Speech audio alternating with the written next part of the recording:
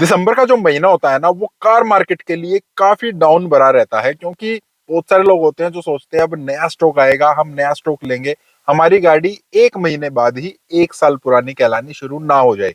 लेकिन धीरे धीरे अब ट्रेंड चेंज हो रहा है। इस बार दिसंबर 2024 में जो गाड़ियां बिकी हैं वो लास्ट ईयर के मुकाबले लगभग 11% ज्यादा बिकी है। मतलब अब डिस्काउंट जो ज्यादा आए थे ना, वो इतने अच्छे लग रहे हैं लोगों को कि वो वैल्यू इतनी कम नहीं होती है गाड़ी की, जितने अच्छे में डिस्काउंट मिल जाते हैं।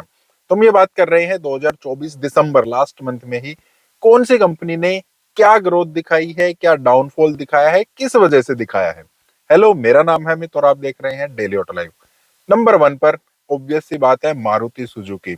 अब इस कंपनी ने ना ग्रोथ दिखाई है अगर पिछले साल की बात करें, लेकिन पिछले महीने मतलब नवंबर के मुकाबले इन्होंने थोड़ा सा डाउन दिखाया। लगभग 8% के आसपास इनकी ग्रोथ जो है वो डाउन में रही है।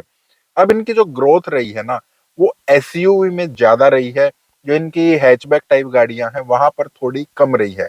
एसयूवी काफी ज्यादा पसंद की जा रही मारुति की तरफ से, तो उस हिसाब से इन्होंने ग्रोथ जो है लास्ट ईयर के मुकाबले काफी अच्छी दिखाई है। नंबर टू पर हुंडई, टाटा और महिंद्रा। तीनों नहीं है, तीनों में से कोई एक है, क्योंकि इनमें ना आजकल काफी झगड़ा रहता है। नंबर टू के पास तीनों ही कंपनियां रहती हैं। मोस्ट ऑफ द टाइम आप हुंडई को देखेंगे, कभी आप महिंद्रा को देखेंगे, कभी टाटा को देखेंगे। इस बार मौका मार लिया है टाटा ने। अक्टूबर में ये फोर्थ नंबर पर चली गई थी कंपनी, नवंबर में ये थर्ड पर आ गई है और दिसंबर में नंबर टू पर आ गई है। ईयर ऑन ईयर बेसिस पर देखें तो इन्होंने ग्रोथ दिखाई है, लेकिन बहुत ज्यादा नहीं है। मंथ ऑन मंथ देखा जाए, मतलब लास्ट मंथ के मुकाबले इनकी नेगेटिव में ग्रोथ रही है। हालांकि जो पॉजिटिव ग्रोथ रही है, फोर्थ से थर्ड पर आए हैं, थर्ड से सेकंड पर आए हैं, वहां पर इनका काफी बड़ा रोल रहा है। इलेक्ट्रिक जो गाड़ियां हैं वहां पर इनकी काफी सेल बढ़ी है। ईवी की ग्रोथ अगर देखी जाए तो लगभग लगभग 11% की ग्रोथ टाटा ने दिखाई है। उस वजह से बढ़िया सेल इन लोगों ने दिखाई है, इस कंपनी ने दिखाई है। फिर नंबर तीन पर आ जाते हैं, वहां पर हमारे पास है हुंडई। अब हुंडई के पास देखिए काफी टाइम से वही एक फ्लीट चली आ रही है गाड़ियों की, उस वजह से ये ज्यादा ग्रोथ नहीं दिखा पा रहे हैं। ईयर ऑन ईयर देखे या मंथ ऑन मंथ देखे, दोनों में ही नेगेटिव में इनकी ग्रोथ रही है।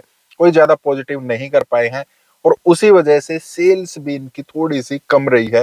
हुंडई को कुछ ना कुछ थोड़ा और बढ़िया करना पड़ेगा। हालांकि क्रेटा आ रही है, ईवी में आ रही है, तो मुझे फिर भी इतना ज्यादा नहीं दिख रहा है उस चीज का स्कोप, क्योंकि महिंद्रा जो है ऑलरेडी अपनी ईवीज लेकर आ चुकी है, वो बहुत प्रॉमिसिंग है। तो क्रेटा ईवी क्या कर सकती है क्या नहीं कर सकती, वो आप कमेंट में बताइए। फोर्थ नंबर पर हमारे पास है महिंद्रा। तो महिंद्रा की अगर आप ग्रोथ की बात करें तो इन्होंने ईयर ऑन ईयर काफी अच्छी ग्रोथ दिखाई है। हालांकि मंथ ऑन मंथ के बेस पर इनकी ग्रोथ वो थोड़ी डाउन रही है। हालांकि नवंबर के मुकाबले दिसंबर में ज्यादातर कंपनीज की सेल जो है वो डाउन ही रहती है। लेकिन पिछले साल दिसंबर के मुकाबले काफी ज्यादा कंपनियों ने अपनी ग्रोथ जो है पॉजिटिव में दिखाई है। अब महिंद्रा के पास जो है फ्लीट रहती है एसयूवीज की, और हमें पता है एसयूवी का टाइम इंडिया में चल ही रहा है, तो महिंद्रा सबसे ज्यादा पसंद बनी हुई है। अगर किसी को एसयूवी देखनी है ना, तो सबसे पहले वो महिंद्रा की तरफ देखते हैं। उसके बाद देखते हैं अगर वहां पर उनकी जो चीजें हैं वो फिलफिल नहीं हो पा रही हैं, फिर वो अदर ऑप्शन देखते हैं। तो महिंद्रा एसयूवी पोर्टफोलियो के साथ सबसे स्ट्रॉन्ग कंपटीटर हर किसी के लिए बना हुआ है। फिर पांचवें नंबर पर हमारे पास है टोयोटा। टोयोटा ने मोमेंटम गेन कर लिया है काफी अच्छे से। पिछले 4-5 महीने से बहुत बढ़िया तरीके से इसकी गाड़ियां बिक रही हैं। ईयर ऑन ईयर बेसिस पर इन्होंने काफी अच्छी ग्रोथ दिखाई है। मंथ ऑन मंथ बेसिस पर देखा जाए तो माइनस में ग्रोथ है, लेकिन वो बहुत ही कम है। बहुत ज्यादा सिग्निफिकेंट माइनस की ग्रोथ हम नहीं कह सकते हैं। तो जो इसकी गाड़ियां थी जो मारुति से लेते थे, जैसे ग्लांजा हो गई, टेजर हो गई, तो वो गाड़ियां पहले कम बिकती थी, लेकिन अब उनके ऊपर यकीन होना शुरू हो गया है। जो मारुति के साथ इन्होंने अपना कोलैब किया था, अब उस चीज के रिजल्ट आ रहे हैं। काफी अच्छे तरीके से इसकी गाड़ियां बिक रही हैं। और हाई क्रॉस है, फॉर्च्यूनर है, वो गाड़ियां तो है ही इनकी बहुत ही बढ़िया। वो तो अपने नाम से बिकती हैं, वेटिंग लगाकर बिकती हैं। फिर सिक्स नंबर पर हमारे पास है किया। काफी बड़ा नुकसान इनको हुआ है। ईयर ऑन ईयर बेसिस पर भी नुकसान हुआ है, मंथ और मंथ बेसिस पर भी नुकसान हुआ है। और उसका बड़ा रीजन क्या है, इनके पोर्टफोलियो में 3-4 ही गाड़ियां हैं। सेल्टोस है, सोनेट है, फिर किया कारेंस है। तो तीन गाड़ियों से क्या होगा यार, फिर कार्निवल आ जाती है, वो आउट ऑफ बजट बहुत, मतलब वो तो हम कह ही नहीं सकते कि आम लोगों के लिए वो गाड़ी बनी हुई है।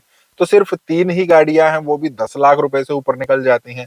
तो इनको थोड़ा सा और सोचना पड़ेगा अपनी गाड़ियां कुछ और लेकर आनी पड़ेंगी। अभी साइरोसियल लेकर आ गए हैं, तो वहां पर इनको ना थोड़ा सा और कम बजट में थोड़ा सा और सोचना पड़ेगा। वहां पर किया काफी अच्छे काम कर सकती है, लेकिन फिलहाल इनकी ग्रोथ काफी डाउन हम मान सकते हैं। फिर नंबर 7 पर हमारे पास है MG. Month on month base पर भी ग्रोथ है, ईयरली बेस पर भी इन्होंने ग्रोथ दिखाई है।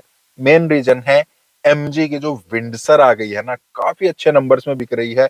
एमजी हालांकि ईवीज की तरफ बहुत तगड़े तरीके से शिफ्ट हो रहा है। 70% गाड़ियां इनकी ईवी सेगमेंट से ही बिकती हैं, और विंडसर ने उसमें काफी बढ़िया काम किया है।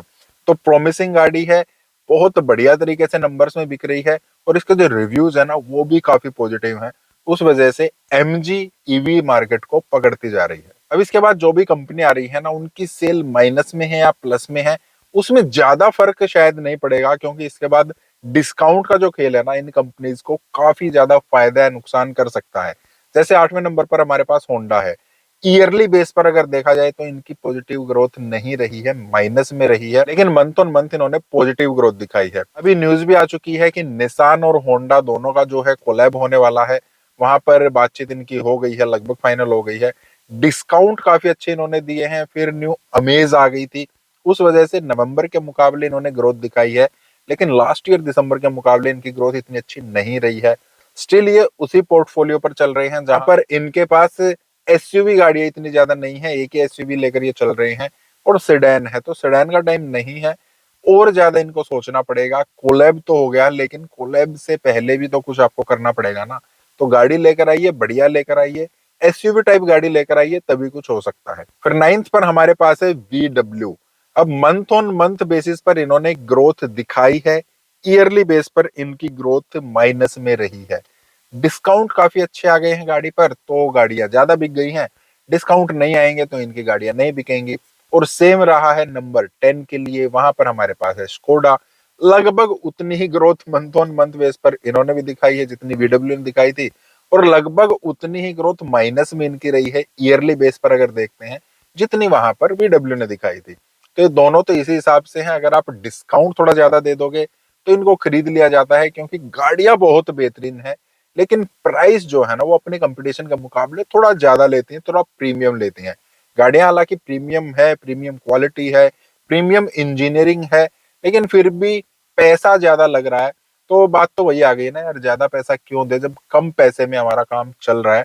उस वजह से VW और स्कोडा थोड़ी पिछड़ रही हैं। फिर 11th पर हमारे पास है रेनो, 12th पर हमारे पास है निसान, 13 पर हमारे पास है सिट्रोन, और 14 पर हमारे पास है जीप। इतने ज्यादा सिग्निफिकेंस नंबर में ये नहीं बिक रहे हैं कि इनकी पॉजिटिव ग्रोथ नेगेटिव ग्रोथ से कोई ज्यादा फर्क पड़ रहा हो। इनकी तो 5-10 गाड़ियां ऊपर नीचे हो जाती है ना, तो ग्रोथ पॉजिटिव और नेगेटिव में चली जाती है, क्योंकि इतने कम नंबर्स में ये गाड़ियां बिक रही हैं। तो बहुत ज्यादा इनको भी काम करने की जरूरत है अगर मार्केट में सस्टेन करना है, रहना है। अदरवाइज थोड़े दिन सरवाइव करेंगे, उसके बाद कहीं पर कोलैब करेंगे। कोलैब भी अगर इनका सस्टेन नहीं कर पाया, उसके बाद फिर इनको भी इंडिया छोड़कर किसी ना किसी कंपनी को जाना पड़ेगा। तो वो कंपनी जब थोड़ा बड़ा करेंगे, उनके बारे में थोड़ा बड़ा तरीके से तब बात करेंगे।